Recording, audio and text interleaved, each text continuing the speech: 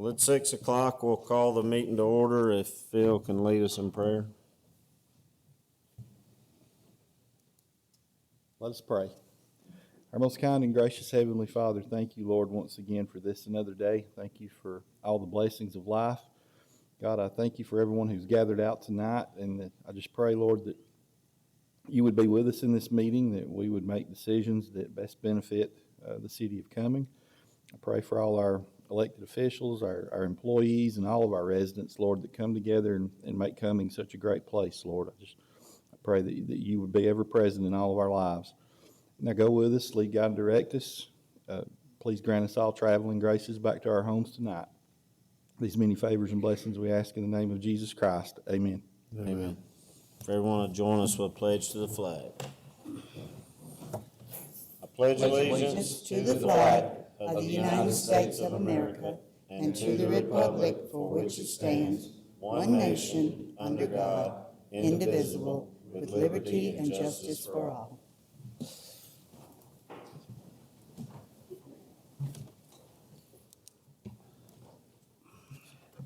There are no changes to the agenda. Do I have a motion to adopt? So moved. Please vote. Carries 5-0. Next is to consider for adoption the following meeting minutes. Item A, the work session from October the 6th, 2020. Motion to adopt. Second. Please vote. Carries 5-0. Next is the executive session of October 6, 2020. Motion to approve. Second. Please vote.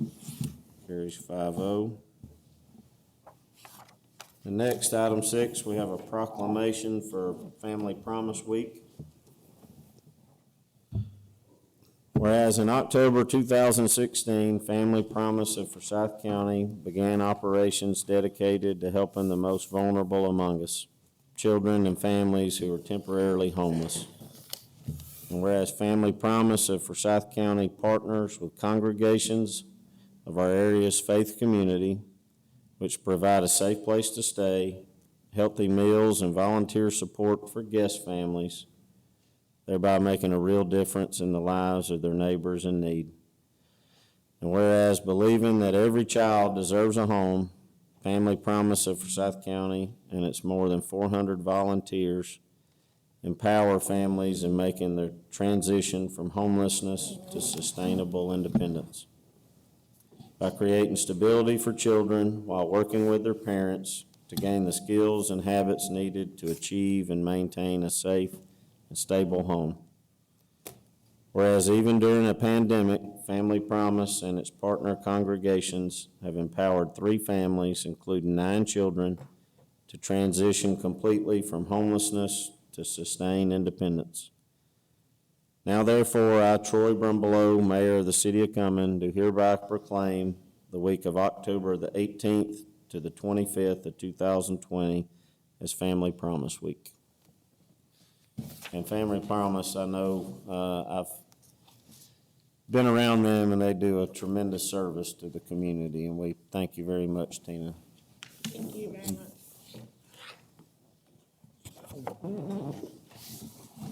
Let me get a picture.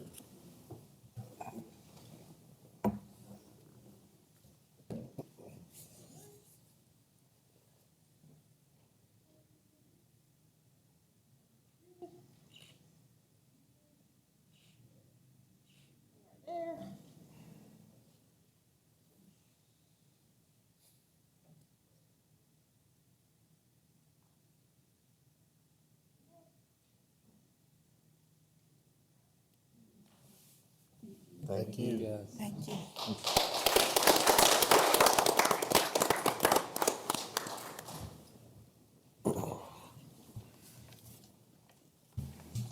Next is old business. There is none.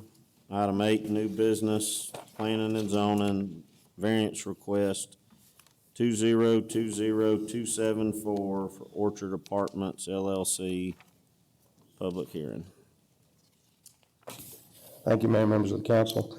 Before you open this request for public hearing, I'd like to read the staff report, which is in your packets into the record.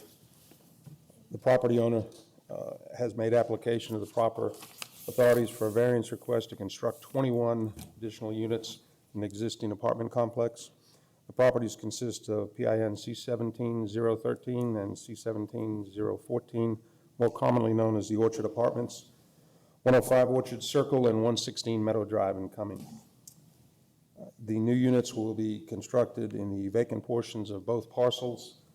These will be affordable housing units similar to what is already present in the complex and will add much-needed city inventory for this housing type. The Planning Commission held a public hearing on September 15th, 2020, and with no public comments, recommended approval of this variance request with the following conditions. Number one, proposed 18 one-bedroom and 2 studio apartments with a proposed house for a full-time maintenance person and a storage shed to keep property maintenance equipment. Number two, all units will have brick exterior similar to the existing units and 9-foot ceiling height. Final elevations will be approved by the mayor or his designated representative.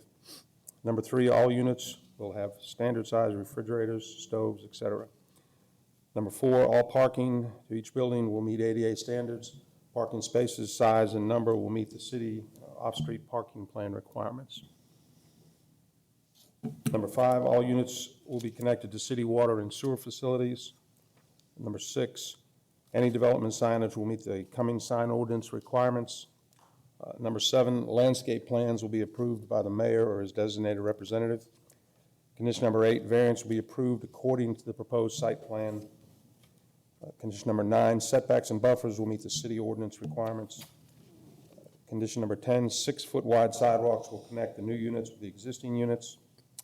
Condition number 11, any stormwater generated by the new construction must be handled on-site or otherwise addressed. And condition number 12, proposed 18 one-bedroom units will be a minimum 600 square feet with a 6-foot porch, and the 2 studio units will be a minimum 612 square feet with a 6-foot porch. I'll be happy to answer any questions you might have before you open the hearing. Have any questions for Scott? We have a motion to open the public hearing. So moved. Second. Please vote. Carries 5-0. Is there anyone that'd like to speak in favor of this variance request?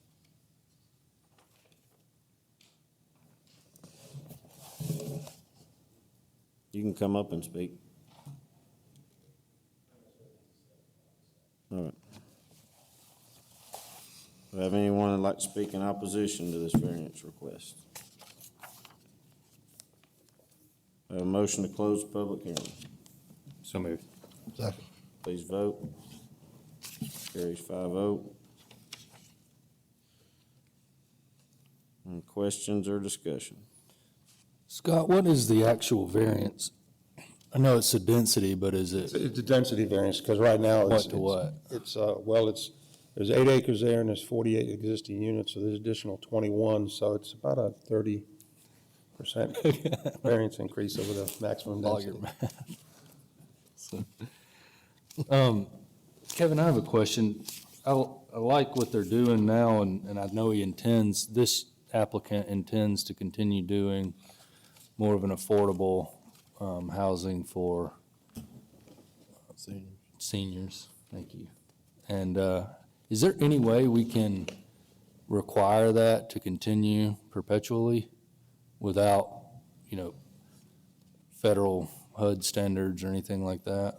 And would the applicant be willing to, if there is a way to keeping that going? That's 2 questions, I guess. I'll let the applicant speak to it first. Okay.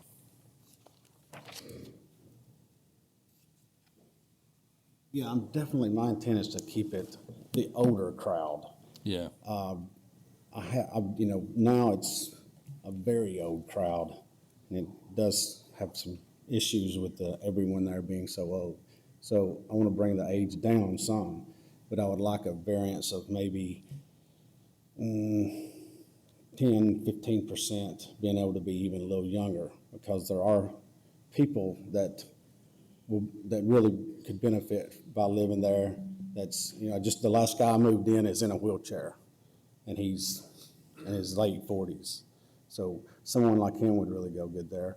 But again, there's, I don't, if I could just have a small percentage that doesn't have to meet the senior citizen, or if I could do like a 50 and up, and then a small percentage that didn't have to be 50.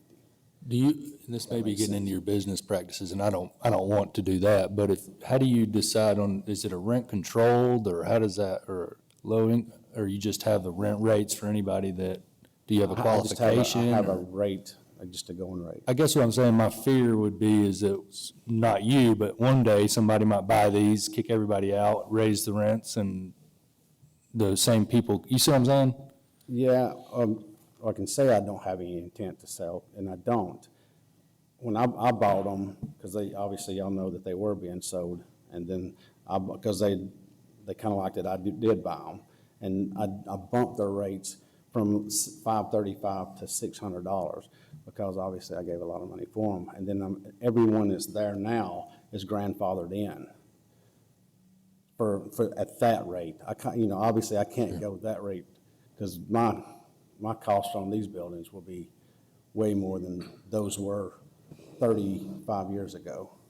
Because I think, when this area develops, that this could certainly be something somebody would want to live at and would be willing to pay much higher rents, but I think it's a good thing that you have them for lower rents. So I guess the ultimate question is how do we keep it from kicking all those people out that need them?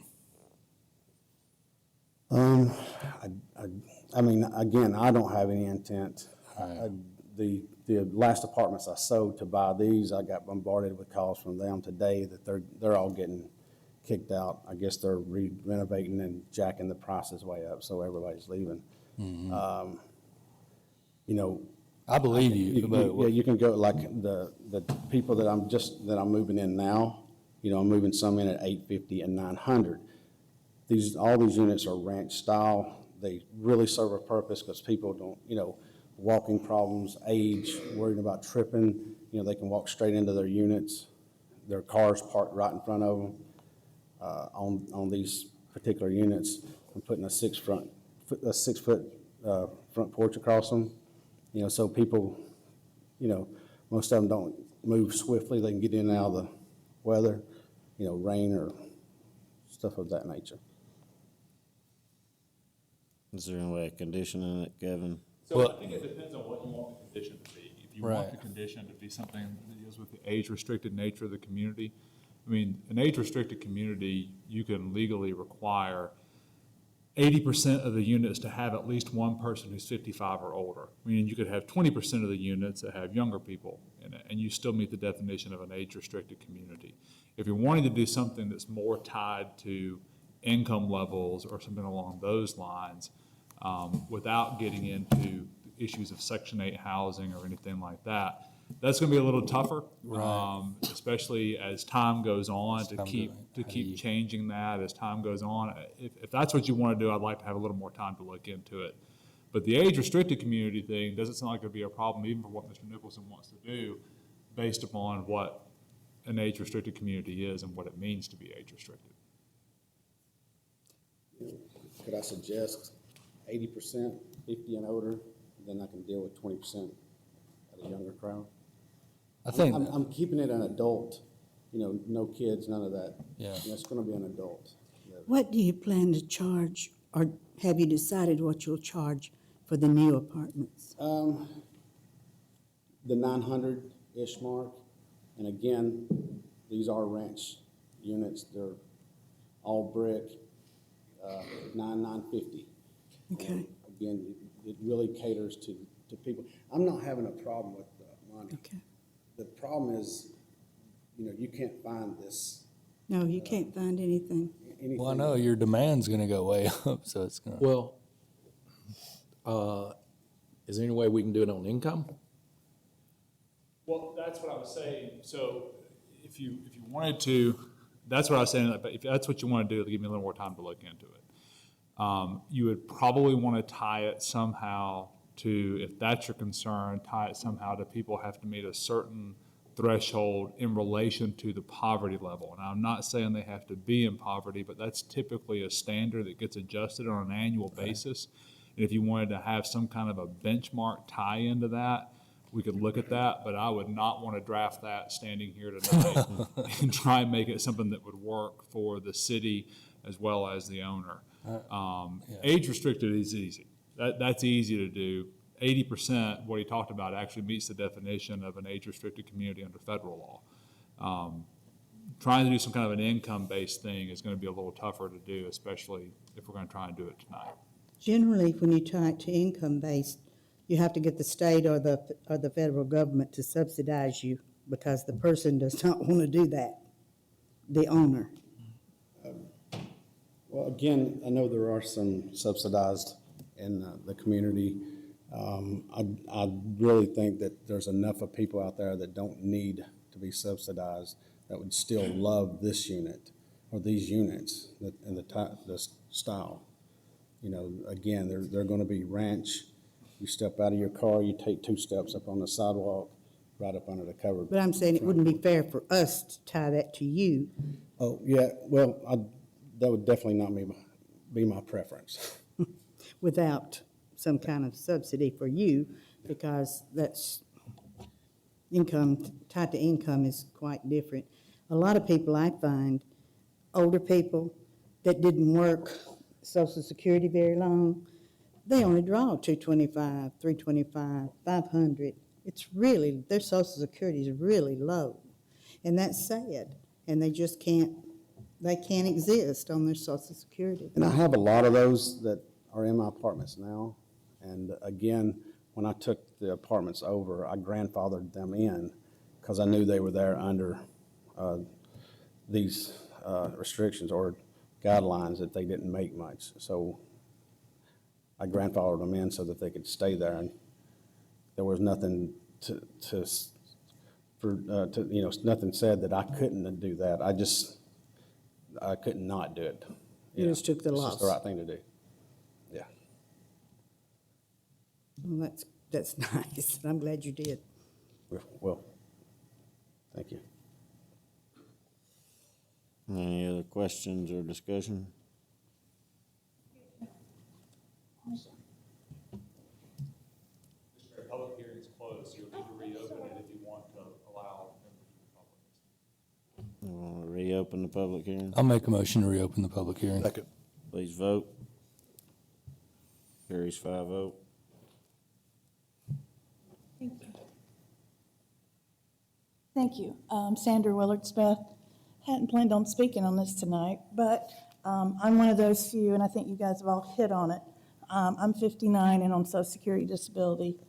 I've been forced to live with my adult children for the past 7 years because living in Cumming, I've tried to get on waiting lists that are 5 years long. I tried to get in this facility, and Randy took it over. Nothing against Randy, but just the one comment he made that, you know, there's plenty of those other housings out there. There are not, and you guys know it in Forsyth County. People like me on Social Security, there's no place to live. God blessed me recently, and I was able to get in Highland Manor. But I just wanted to make that point. There needs to be, not again on his property, whatever, but I just didn't appreciate the point that there's plenty of other places that do that. There are not. Thank you. Yeah, you typically see rent-controlled deals as probably need to close public hearing first. Anybody else? Have a motion to close the public hearing. So moved. Please vote. Yeah, that's the sticking point with, go ahead. Did you Did we vote? vote on something? We'll just Close the close public hearing. Oh. Sticking point is this is a private property, and obviously he has, you know, the rights, but it's a good thing that it's always been a kind of a rent-controlled, low-income, you know, for seniors. But to tie a private property owner into that is difficult as well. I guess the nature of the facility, and if we do, we probably do need to put some sort of age restriction on there to try to keep it in that regard. But I don't see, in my opinion, how we can force a private property owner to do some sort of income-based. If we're gonna do that, it's typically done by governments. That's just my opinion. Well, when the Mashburns sold it to you, correct? The Mashburns sold this property to you. When we thought they were going to sell the property and just include it in part of their wipe everything out and build a new thing, we had tons of seniors who had nowhere to go. There is nowhere in Forsyth County for them to go. And dealing with nonprofits that I do, I had call after call after call after call of people so pitiful that they did not have a place to go. So I'm really, really glad that you bought it and you kept a place for these people to stay. But we don't have adequate housing in Forsyth County that's affordable for seniors, that's for sure. I mean, that's just a fact, as she said. Well, again, affordable housing, I really couldn't afford to build in today's prices and charge what I'm getting in rent now. There's just no way. And I get it that it would be nice to have more affordable housing, but the product that I am putting out there is definitely senior living. So there's a huge need for that also, along with both, I guess. But the product I'm putting out will be very nice senior. Well, that's what I mean for seniors. Yes. And this is more affordable than we've had in yeah. a long time. Well, if you compare this product to, a brand new product like this to somewhere else, it would be $500-600 more, so. Yeah. Thank you. What's the pleasure of the council? I want to add that condition, though. Yeah. I'll take a shot at a motion. I do want to add, I'll make a motion to approve the variance request, but I do want to add a condition that 80% of the units be 55 and older, 80%. I just requested if it's possible, I will go with 55, whatever y'all suggest. I requested 50 and over. The reason I say 55 is there's some discernible standards in the HUD Act that you can go by on that. It might be a little easier to discern. I don't know. Kevin, do you have an opinion, 50, 55? If you're gonna do age-restricted housing, that's the level you have to do it at, is 55 and older. If we do 80%, that gives you some leeway? Does that work, Randy? I'm asking. And it's just one person in the unit has to be 55 or older. It could be somebody Right. who's 55 and then has, a daughter or son who lives with them who's younger than that. It's just one person in the unit has to be 55 or older. So is it gonna include all the existing units or just the ones he's getting the variance to build? Just the ones on the variance. Are you sure? Because the whole property's in the plan. So it would subject the whole property to any new conditions. But I don't, Can't do that. if he has current, I don't know that he does, but if he has current agreements with people, we can't violate his freedom to contract by taking the current contracts he has. It'd be different than, I don't think we could do that. If you had people in there Yeah. younger No, now, couldn't then kick them out, but that would count towards his 20%. If he has 40-year-olds in there now, that would count towards his 20%. And so the question is, what if you're gonna apply it to the whole development? If the whole development's covered by it, I guess everybody who's in there now will be legal non-conforming if they're under 55. And then if they moved out, then you could apply it to them then. Yeah, I meet that standard now. I'm definitely within that 20%, easy. So if we went 55, 80, 20, I'll meet that standard already. And Scott, I think it should be on the whole development. I mean, all these conditions. So my motion is to approve with added condition that 80% be 55 and older based on the HUD standards. Is that enough specification, Kevin? So that'll be condition number 13, along with staff conditions that Scott read and that are in our packet, and substantially similar to the site plan on file. in our packet. Do you agree to this? Yes. To the whole thing? He said Being on the he said whole it thing? currently meets it. Yes, yes, Okay. I agree. Again, 55 and over, 80%, anybody, any age under 20%. Okay. So we have a motion. Second the motion. Please vote. Carries 5-0. Next is item 2, rezoning request 2020277 for RB and DB LLC. Thank you, Mayor, members of the council. Again, before you open the public hearing on this rezoning request, I'd like to read the staff report, which is in your packet, into the record.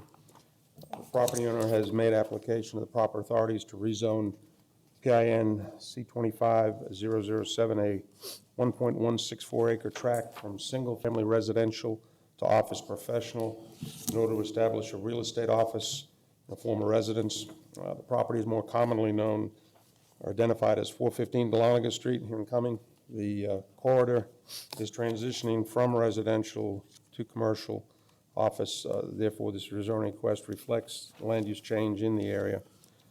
The Planning Commission held a public hearing on September 15, 2020, and with no public comments, recommended approval of the rezoning request with the following 6 conditions.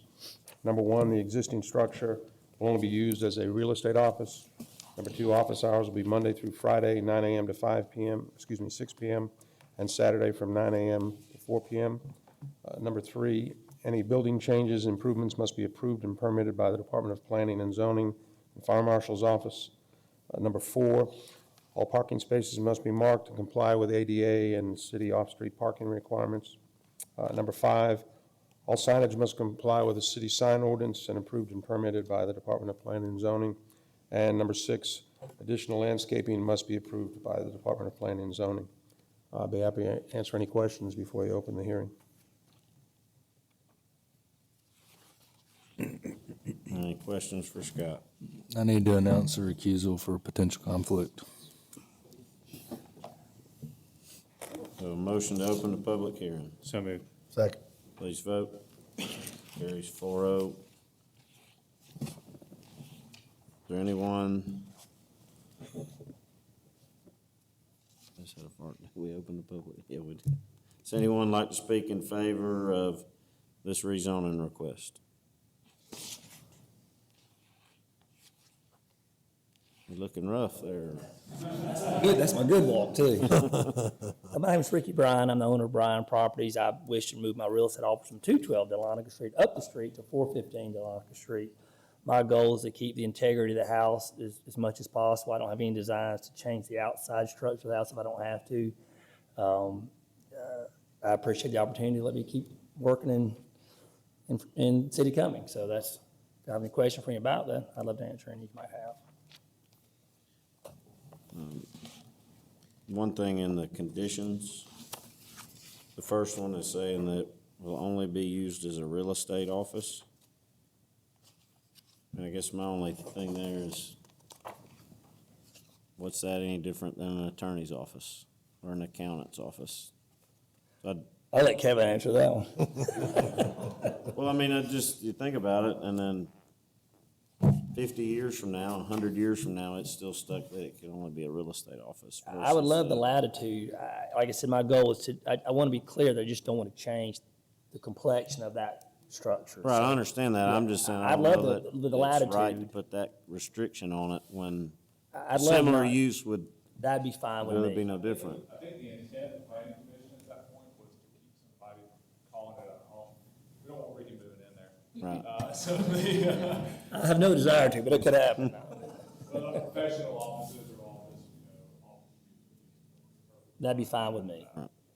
I just, it might be an issue down the road. I appreciate that. And another office being in there would really be no different, traffic-wise or anything Right. like that, so. I'd love that latitude, be fine. That's not my goal, but I'd appreciate that.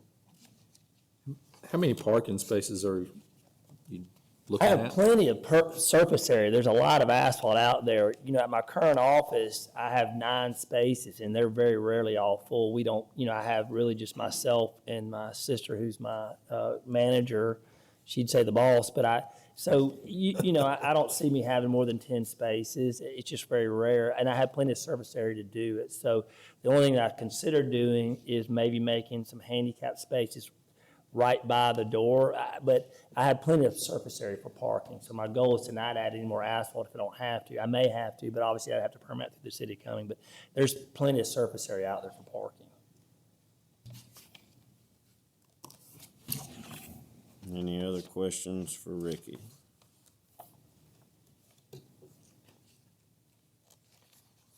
All right, thank you. Thank you. Anyone else that'd like to speak in favor of this rezoning request? Anyone that'd like to speak in opposition to this rezoning request? Have a motion to close the public hearing. So moved. Second. Please vote. Carries 4-0. Any discussion from the council?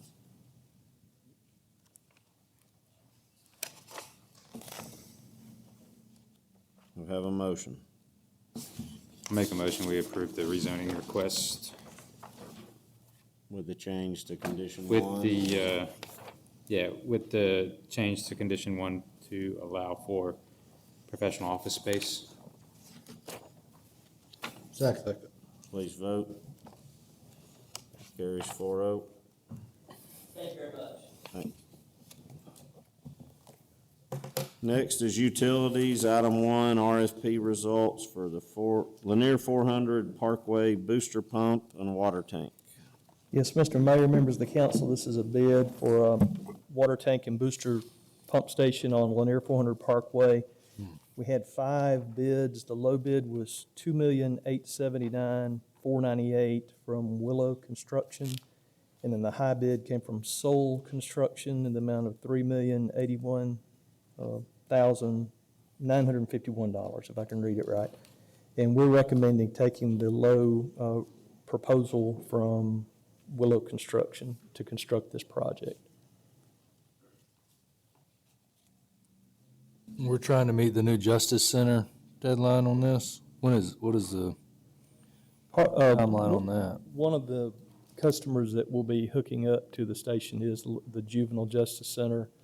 We really don't know their time schedule, but but they did put $125,000 into this project. Where is the Juvenile Justice Center? The Juvenile Justice Center is, you remember the old hotel? Mm-hmm. So the old hotel, the county bought it, turned it into the Juvenile Justice Center. So they're going to tear that down and build a newer one, a bigger one, and that's Really? They're gonna tear that scheduled down and try to build it there soon. on all that rock? That is a lot of rock up there. That's true. Well, I know at one point it was surveyed and the rock was so bad they said they couldn't build anything on it. It's pretty rocky up there. Was this budgeted for in 2020? It was, and in addition to that, we, the Lennar development that's coming, the water meter fees will significantly pay for this project by about $2 million. So far we have about $2.1 million towards this project of $2.8 million. Do we have to do this right now? That's $3 million. We do need to stay ahead of it's going to take a while to build it, and we need to stay ahead of the development that's on that road and the Juvenile Justice Center. And then if there's any property the city has through there that we plan to develop in the future, we would need water there because it's higher in elevation. Our normal elevation, you couldn't tap into it and get water. You have to pump it up higher because it's up on that high ridge. So it's something we need to be prepared for the coming development that's coming. As for questions, the mixed use you're talking about's not been approved. So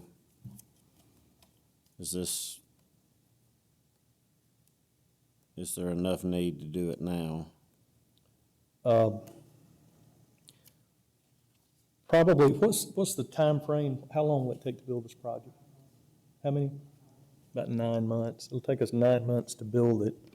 So once we approve it, so maybe by September of next year, we would have it done if we started, after the holidays. So I'm not sure when the first drop would be needed by either the Justice Center or the development or. Can we service the Justice Center with the infrastructure that's there now?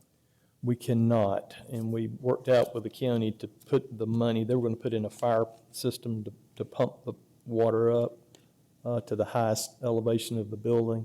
So we worked out a deal where they just took that money out of their fire pump system and put it into this project. So, that along with the other proposed developments in the area would pay for the project.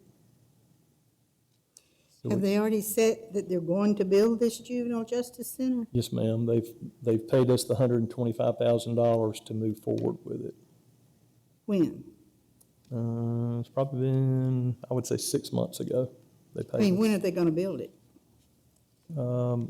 I'd have to go back and look at the construction schedule, but it's, the first part of next year is what our understanding is. We had to work out the sewer. Well, it'll be a long time before that Lennar mixed-use thing will be done, if it's done. And then it'll probably be a long time before the proposed development for the city property will be done along that parkway.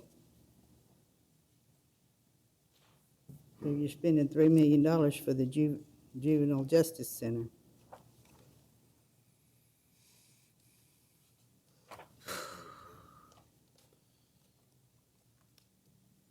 But there's no other way to serve, how are they getting water now? The building's not as tall, it'll be taller, and so they were gonna it's the fire system is what we're trying to overcome, is the height of the building. They said we already have 2.1 for the project? He was factoring in the fees that would be Tap paid. fees. Yeah. The connection fees. Water fees, yeah, I got you. But it's Council, in the budget. It's in the budget, though. council, Oh, this is not in the budget. This is not a budgeted item. Oh, I council, as missed that. you remember, you approved $62.50 per unit to pay, for water meters, which is more than what we charge regular water meters at a lower level. They're like $22.50.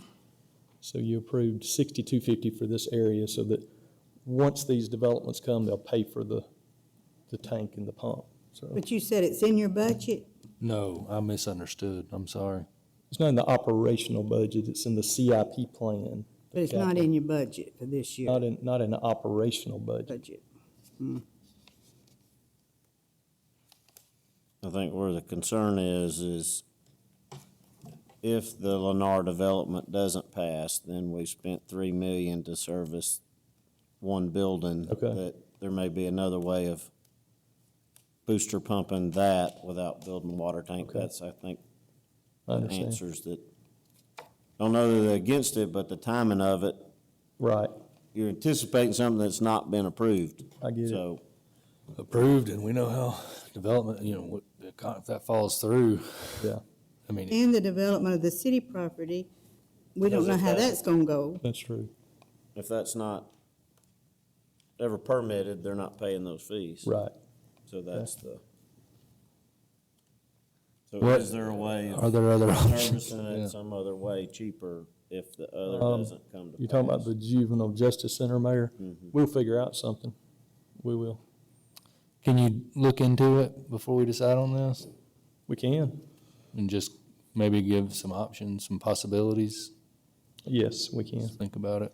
I mean, did they not have a plan to pump that water up to those higher floors if we didn't do that?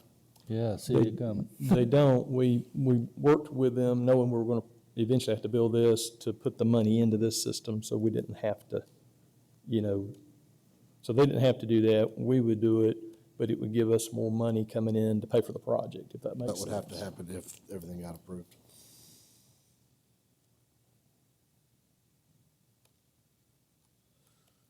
So we can go back and look at those options and come back to the council next time if you'd like for us to do that.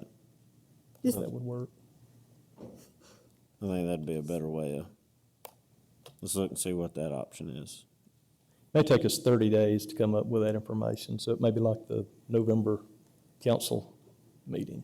Thanks, John. Yeah, thank y'all. Thank you. I hate to Ma'am. do that, but Oh, we'll work through it. That might be the first time Time y'all said no. Because you didn't have a PowerPoint. Where's your PowerPoint? Say that again. We need the screen. Yeah, you need the screen. That would have helped, wouldn't it? The next, item 2, RFP result for security cameras. And this is security cameras. We budgeted about $90,000 for this project. It cost more than we expected. We had 2 bids, ACG Security Systems Incorporated at $285,090.38. Astro Integrated Systems was $292,439. We did go, since this is a RFP, we worked with the group, and we were able to lower the ACG security system bid down to $265,000. The reason the price went up partially is because we had additional conduit that we didn't know we had to run because of these wires to go camera to camera. Also, we added more cameras to make, this is for the raw water intake facility and for the drinking water treatment plant. So we, in essence, increased the scope of the project to make sure we had better coverage of security at these 2 locations. So we're requesting for you to consider those 2 bids. Is this a new system replacing an existing, or we've never had security? We've got some cameras. We had 2 break-ins at the distribution shop. That's the facility we're rebuilding. And when the sheriff's office came, we were dealing with our cameras, and it's really hard to see anything very much with the low-end cameras that we have. So we're trying to go up to the higher level. This is what the Forsyth County School Board uses in all their schools, and the sheriff's department's able to look in and see what's going on. And this would include a main computer here at City Hall, too, to kind of like start the process of reaching out to other areas. What are they stealing? Say it again. Computers? They stealing computers and equipment, or It was 2 vehicles, actually. vehicles? Last time. Why do people break into something like that? It seems like a milk place. That's a good question. Those tractors are pretty expensive. Actually, what they did was they broke into the lawnmower rental place next door and then cut through our fence way back in the back to steal Okay. the lawnmowers that way. But they did break into it for a reason that I wouldn't like. We'd sure be up the creek. Yeah. If they were messing with their raw intake. Yeah. Water. We budgeted 90,000. We did. There were some, 96, I'm sorry, that helped just a tad, so. There were some items that we didn't do in the budget that we had budgeted, so, there is room to make up for it in the budget. And this is water production budget. I'll make a motion to approve the bid for $265,000. Second. Please vote. Carries 5-0. Thank you, Mayor and Council. I'm back on a roll again. Start a new streak. Starting a new streak. All right, We got item one more 3, item. RFP results for Lanier Walk wastewater pump station. Mayor and Council, this is an older pump station. And when they developed the golf course, we required that developer to bring a gravity sewer line up to the pump station so we could take it offline. Well, they did that, and there's about 30 or 40 foot, their land is 30 to 40 feet shallower than this pump station top.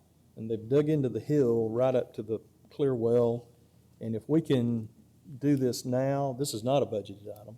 If we can do this now, we're gonna save about $50,000. So it looks like about a, $98,000 project. It would be $150,000, but if we can act now, while the dirt is moved away, we can bore right into that pump station and take it offline now.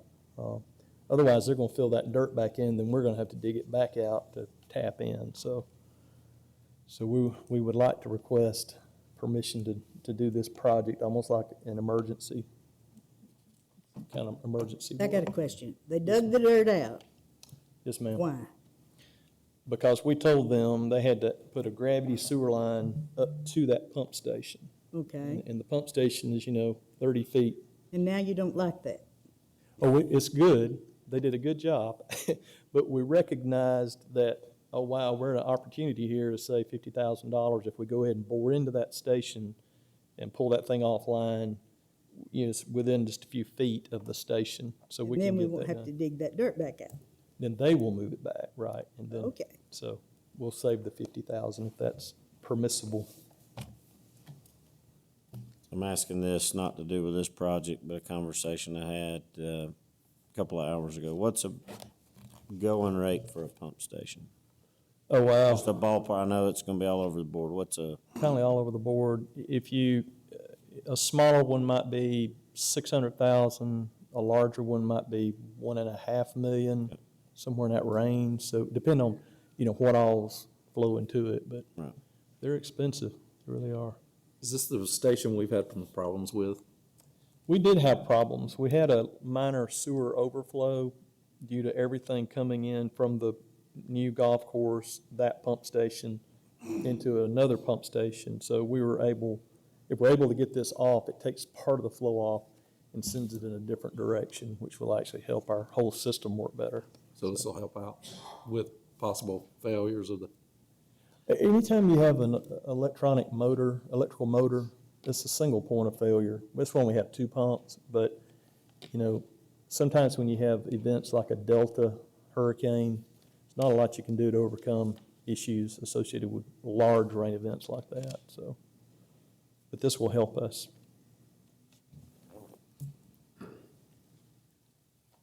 Any other questions? I have a motion. yeah, I'll make the motion. This was gonna be something we were gonna have to do eventually anyway, right? It is. Yes, sir, that's correct. Motion we approve.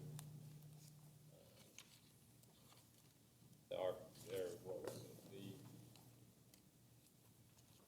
the North Georgia pipeline for $98,461. Second it. Please vote. Thank you, Mayor and Council. Carries 5-0.